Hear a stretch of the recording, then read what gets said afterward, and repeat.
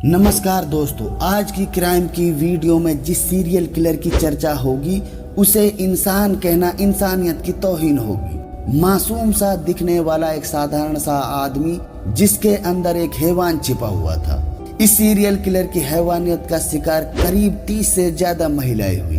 ये राक्षस कोई अनपढ़ गवार नहीं था, बल्कि एक वेल एजुकेटेड एक सरकारी टीचर था। इस हत्यारे का हत्या करने का तरीका बेहद ही अलग और दर्दनाक था। इस सीरियल किलर ने सभी महिलाओं को साइनाइड जहर की गोली देकर मौत के घाट उतार दिया। हैरानी की बात यह थी कि इसने अदालत में अपना मुकदमा खुद वकील बनकर लड़ा। जानेंगे आज की वीडियो में मोहन कुमार उर्फ साइनाइड मोहन के बारे में। चलिए शुरू करते हैं।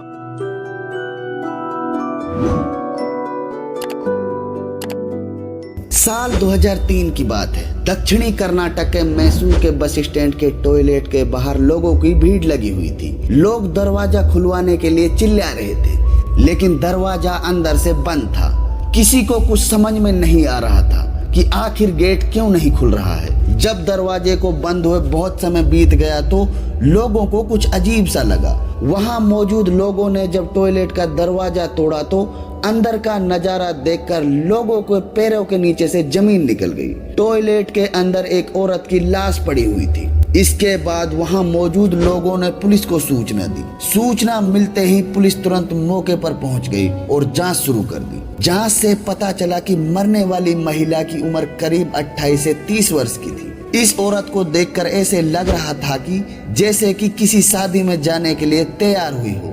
लेकिन हैरानी की बात यह थी कि इस महिला के शरीर पर एक भी गहना मौजूद नहीं था।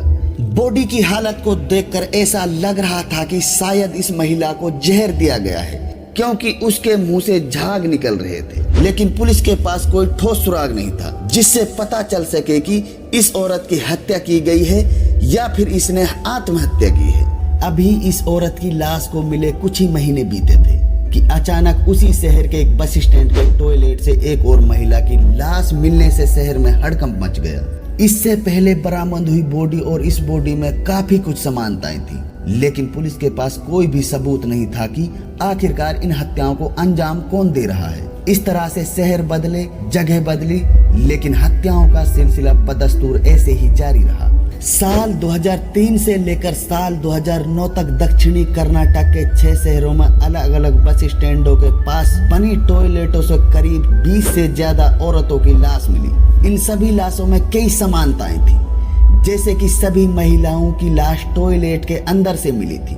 सभी की उम्र 20 से 32 साल के बीच की थी। सभी ने दुल्हन की ड्रेस पहन रखी थी और किसी के भी शरीर पर एक भी गहना मौजूद नहीं था। मानो ऐसा लग रहा था कि शायद किसी ने पहले इनके गहने उतारे हों और फिर इनकी हत्या को अंजाम दिया हो। हालांकि पुलिस को तब भी कोई शक नहीं हुआ आखिरकार मामला क्या है, क्योंकि सभी लाशें अलग शहरों में और अलग अलग समय पर मिली थी और इन शहरों की पुलिस के बीच आपसी तालमेल नहीं था। फिर भी कर्नाटक की 6 अलग अलग शहरों की पुलिस ने इन हत्याओं के बारे में जांच की, लेकिन पुलिस के हाथ कोई भी सबूत नहीं लगा। लेकिन 17 जून 2009 की सुबह बंतावाला तालुका के बारीमार गांव में अपने घर पर बीड़ी बनाने वाली 22 वर्षीय अनीता मूलिया लापता हो गई। इलाके में अफवाह उड़ गई कि वे किसी मुस्लिम लड़के के साथ भाग गई है। जब 2 दिन बाद अनीता नहीं मिली तो लोगों ने इस मामले को लव जिहाद बताते हुए दंगे करना शुरू कर दिया। गुस्साई भीड़ ने पुलिस स्टेशन को चारों तरफ से घेर लिया और हंगामा शुरू कर दिया। हालात बिगड़ते देखकर पुलिस ने आक्रोशित भीड़ के सामने 1 महीने का वक्त मांगा और इस केस को सुलझाने के लिए एक टीम का गठन किया। अभी पुलिस की टीम ने इंक्वायरी शुरू ही की थी कि पुलिस के सामने एक और नई मुसीबत आकर खड़ी हो गई। करीब 150 किलोमीटर दूर हसन शहर के बस स्टैंड के शौचालय में अनीता मूलिया की लाश मिलने की खबर पुलिस को मिली। इसके बाद पुलिस ने तुरंत क्राइम सीन की जांच की। जांच से पता चला कि मृतक अनीता के मुंह से झाग निकल रहे थे। पहले लड़की के गायब होने और फिर मर्डर की गुत्थी को सुलझाने का दबाव ऐसा था कि तुरंत पुलिस की टीम ने जांच शुरू कर दी। जांच करते हुए पुलिस ने अनीता के फोन की कॉल डिटेल निकाली। कॉल डिटेल के अनुसार अनीता की सबसे ज्यादा बात कावेरी नाम की एक लड़की से हुई थी। जब पुलिस कावेरी के घर पहुंची तो पता चला कि कावेरी भी कई दिनों से लापता है। इसके बाद कावेरी की कॉल डिटेल में विनुता का नंबर मिला। जब पुलिस विनुता के घर पहुंची तो वे भी बहुत समय से लापता थी। पुलिस की टीम हैरान और परेशान थी। जब पुलिस ने विनुता की कॉल डिटेल के बारे में जांच की तो उसमें एक पुष्पा नाम की लड़की का नंबर मिला। इसके बाद पुलिस पुष्पा के बारे में जांच करने उसके घर गई, लेकिन आस पड़ोस के लोगों ने बताया कि पुष्पा भी बहुत समय से लापता है। कर्नाटक पुलिस जिस भी एंगल की जांच करती उसमें से एक नया एंगल निकलकर सामने आ रहा था। इस तरह से पुलिस की टीम ने कई नंबरों की कॉल डिटेल निकाली, पर नतीजा पुलिस के हाथ कोई भी सबूत नहीं लगा। इसके बाद कर्नाटक पुलिस ने उन सभी लड़कियों के बारे में जानकारी प्राप्त की जिनकी लाश बस स्टैंड के पास बने सुलभ शौचालयों से मिली थी। जानकारी से पता चला कि इन सभी हत्याओं का तरीका एक जैसा था। शुरुआत में पुलिस का शक किसी सेक्स रैकेट गिरोह की तरफ जा रहा था, लेकिन जब पुलिस ने पोस्टमार्टम रिपोर्ट की जांच की तो रिपोर्ट के अनुसार इन सभी लड़कियों की बॉडी से पॉइजन के ट्रेसिस मिले थे। पोस्टमार्टम रिपोर्ट से यह भी पता चला कि सभी लड़कियों को जहर देने से पहले इनके साथ सेक्स किया गया था।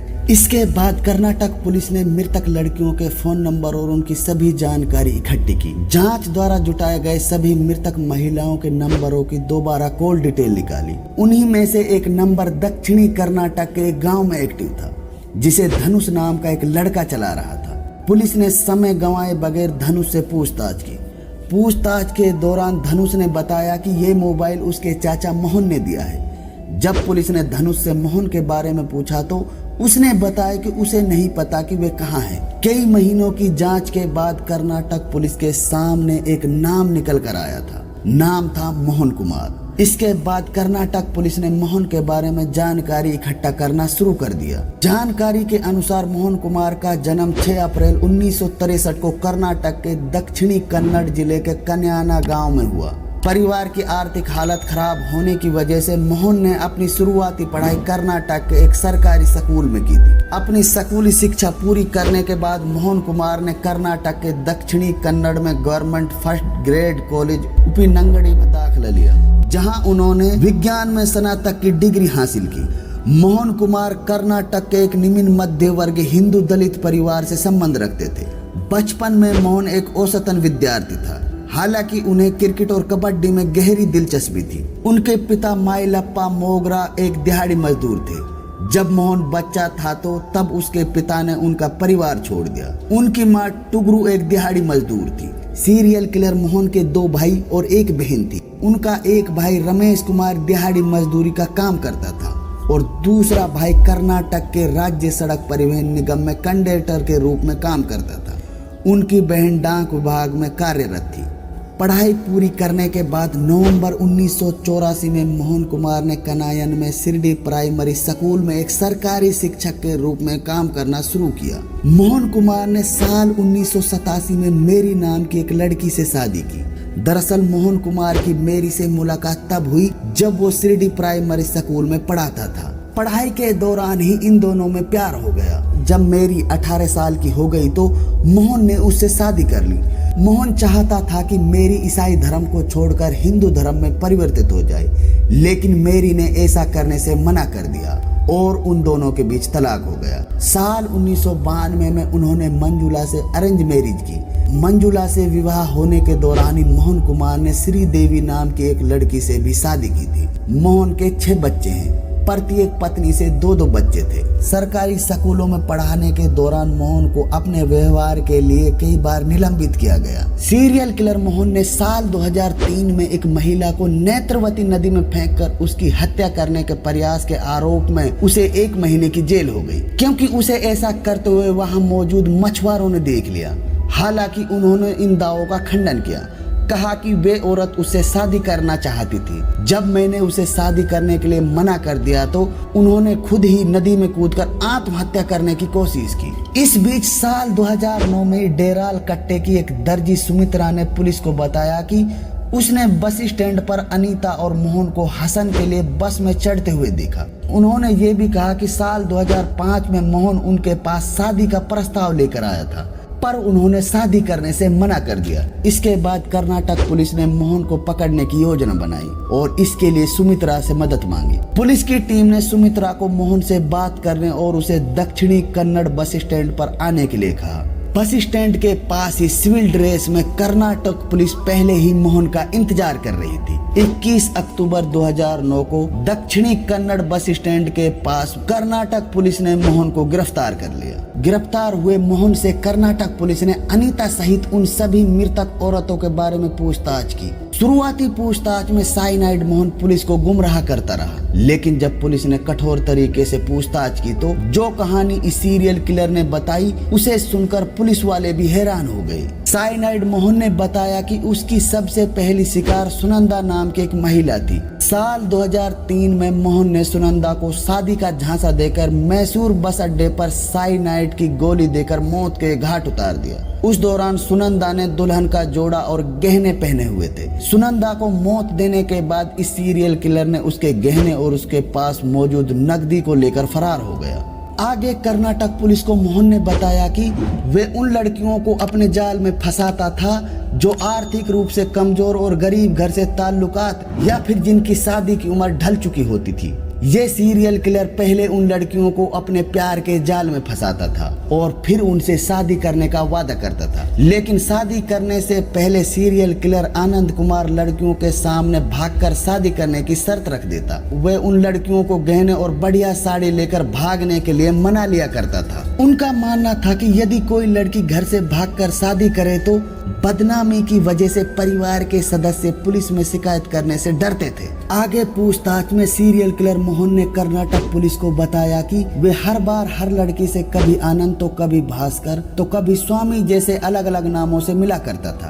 कर्नाटक पुलिस की जांच से साइनाइड किलर मोहन के करीब 12 नाम सामने आए। वे जिस भी लड़की को अपना शिकार बनाता था उसी लड़की की जाति का सरनेम बताता था और खुद को सरकारी कर्मचारी बताकर अपनी पहचान लड़कियों को बताता था। इन तमाम बातों से लड़कियां उसके झांसे में आसानी से आ जाया करती थी। सीरियल किलर मोहन ने बताया कि वे लड़कियों को बस से उनके शहर से दूर ले जाकर किसी होटल में फर्जी पहचान पत्र देकर ठहरता था। ये दरिंदा रात भर उन लड़कियों से शारीरिक संबंध बनाकर अगले दिन शादी की तैयारियों का बहाना बनाकर वे उन लड़कियों को बस स्टैंड के पास बुला लिया करता था। ये दरिंदा बस स्टैंड या फिर होटलों में ये कहकर उन लड़कियों से गहने उतरवा लिया करता था कि जमाना खराब है, कहीं कोई लूटपाट ना हो जाए। इसके बाद बस स्टैंड के शौचालय के बाहर लड़कियों को गर्भ निरोधक गोली खाने के लिए मना लिया करता था, जबकि असल में ये गोलियां साइनाइड जैसे खतरनाक जहर से भरी हुई होती थी। लड़कियों से कहता था कि ये गोली खाने से कुछ घबराहट हो सकती है पर तुम घबराना मत। जैसे ही लड़कियां बस स्टैंड के टॉयलेट में ये साइनाइड की गोली खाती थी तो उनकी तड़प तड़प कर मौत हो जाती।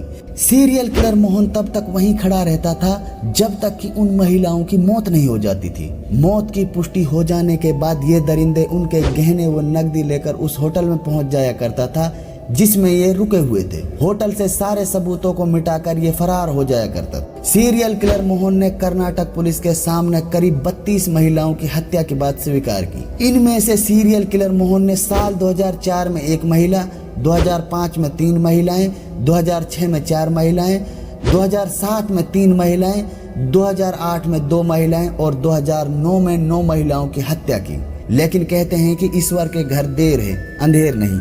ऐसा ही साइनाइड मोहन के साथ हुआ। साल 2009 में मोहन कुमार ने अपना नाम आनंद रखते हुए अनीता मूलिया को फंसाया। पहले तो उसने अनीता को अपनी गर्लफ्रेंड बनाया और फिर उससे शादी करने का वादा किया। सीरियल किलर मोहन के कहने पर ही अनीता अपने घर से गहने व नकदी लेकर भाग गई। वहीं दूसरी तरफ serial killer Mohan Hasan bus stand पर अनीता का इंतजार कर रहा था। जैसे ही अनीता बस स्टैंड पर पहुंची तो वह अनीता को लेकर पास ही के एक लॉज में ले गया और उस रात अनीता के मना करने पर मोहन ने ये कहकर शारीरिक संबंध बनाए कि कल उनकी शादी हो जाएगी और वे पति पत्नी बन जाएंगे। लेकिन अनीता इस सीरियल किलर के षड्यंत्र से अनजान थी। अगली सुबह अनीता शादी की तैयारियों में लग गई। शादी के लिए कुछ इंतजाम करने का कहकर आनंद होटल से बाहर निकल गया और अनीता को बस स्टैंड पे आने के लिए कहा। जैसे ही अनीता बस स्टैंड पर पहुंची तो वहां पर आनंद उसका इंतजार कर रहा था। इसके बाद साइनाइड सीरियल किलर मोहन ने अपनी जेब से एक गर्भ निरोधक टेबलेट निकाली। अनीता को उसे सार्वजनिक टॉयलेट में खाने के लिए कहा। शुरुआत में अनीता ये टेबलेट खाने से मना करती रही। आनंद के बार बार कहने से वो मान गई। गोली खाने से पहले उसने अनीता के सारे गहने और पैसे अपने पास रख लिए। इसके बाद अनीता ने सार्वजनिक शौचालय में साइनाइड से भरी वो टेबलेट खा ली और उसकी मौके पर ही मौत हो गई। अब सवाल ये था कि आखिरकार मोहन को साइनाइड जैसा खतरनाक जहर कहाँ से मिलता था। सीरियल किलर मोहन कुमार ने बताया कि साइनाइड जहर वे अपने एक जानकार सुनार से लिया करता था। इसके बाद कर्नाटक पुलिस ने उस सुनार से पूछताछ की। पूछताछ के दौरान उसने बताया कि मोहन अपने आप को एक सुनार बताता था। यहीं से मोहन कुमार को साइनाइड मोहन की उपाधि दी गई। इसके बाद कर्नाटक पुलिस ने सीरियल किलर मोहन की पत्नी श्री देवी के घर पर छापा मारा, जहां उसे साइनाइड पाउडर, नकली सरकारी मोहरे, विजिटिंग कार्ड, सोने की फाइनेंसिंग फर्मों की रसीद मिली, जहां इस किलर ने पीड़ितों को आभूषण बेचे थे। इसके बाद कर्नाटक पुलिस ने मोहन के खिलाफ सभी सबूतों को इकट्ठा कर उसे कोर्ट में पेश कर दिया, जहां अदालत ने उसे जेल भेज दिया। Karnataka police serial killer Mohan द्वारा हत्या की गई 32 महिलाओं में से केवल 20 महिलाओं के बलात्कार और हत्या के संबंध में सबूत इकट्ठे कर पाई। मोहन पर साल 2009 में मैंगलोर विशेष ट्रायल कोर्ट में मुकदमा शुरू हुआ। करीब 4 साल चले इस मुकदमे में दिसंबर 2013 में अनीता, लीलावती मिस्त्री, सुनंदा पुजारी के बलात्कार और हत्या के लिए आईपीसी धारा 302 के तहत उसे दोषी ठहराया गया और अदालत ने उसे फांसी की सजा सुनाई। इस बीच अदालत ने साइनाइड मोहन को कई आपराधिक मामलों में उम्र कैद की सजा भी सुनाई और उस पर जुर्माना भी लगाया। लेकिन साल 2017 में मोहन ने फांसी की सजा के खिलाफ कर्नाटक उच्च न्यायालय में अपील की। कर्नाटक उच्च न्यायालय ने उसकी फांसी की सजा को आजीवन कारावास में बदल दिया। साल 2020 में मोहन कुमार को एक और महिला की हत्या और बलात्कार के अपराध में अदालत ने उम्र कैद की सजा सुनाई। इस तरह से मोहन को 4 मामलों में मौत की सजा और 15 मामलों में आजीवन कारावास की सजा सुनाई। साइनाइड मोहन आज भी कर्नाटक की बेलगावी हिडलंगा सेंट्रल जेल में बंद है और अपने आपराधिक जीवन की सजा भुगत रहा है। आज के वीडियो में बस इतना ही। यदि आप चैनल पर नए हो तो हमारे चैनल को सब्सक्राइब करें। वीडियो अच्छी लगी हो तो वीडियो को लाइक और शेयर करें। चलिए मिलते हैं एक नई कहानी के साथ एक नए वीडियो में। शुक्रिया।